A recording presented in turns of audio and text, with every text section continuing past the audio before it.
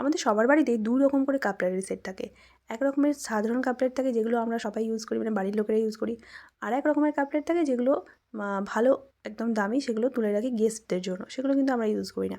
তো যাই হোক, কাটলারির সেট কেনার একটা দরকার ছিল, তো তাই জন্য চলে গিয়েছিলাম দোকানে। ফার্স্টে গিয়েছিলাম একটা মলে, সেখানে অনেকগুলো কালেকশন ছিল। বাট দামটা একটু বেশি মনে হচ্ছিল বলে চলে গিয়েছিলাম দোকানে। তো ফার্স্টে একটা দোকানে গিয়েছিলাম, সেখানে খুব একটা ভালো লাগছিলো না। আর আমরা কি বলো তো, যে কোনো জিনিস কিনলে একটু দেখে শুনে, একটু চিন্তা ভাবনা করে, অনেক টাইম নিয়ে তারপরেই কিনি। তো এক্ষেত্রেও তার ব্যতিক্রম কিছু হয়নি। বেশ কয়েকটা দোকান ঘুরলাম, ঘুরে লাস্টে একটা দোকানে গিয়েছিলাম। ওখানে দেখলাম বেশ কালেকশনগুলো ভালো আছে আর দামটাও বেশ রিজনেবল বলছে। তো তাও মানে একটু বার্গেনিং না করলে তো আবার হয় না। কে কে এরকম করো সেটা অবশ্যই জানিও। মানে যে কোনো জিনিস ধরো যদি 10 টাকাও কমায় বা 5 টাকাও কমায়, তাও আলাদা একটা মনে শান্তি আসে। এত খোঁজাখুঁজি করে কেনার পরেও কী প্রবলেম হয়েছিল সেটা নেক্সট ব্লগে বলবো। নিলাম সবুজটা। কেউ বলতে পারবে দামটা কত?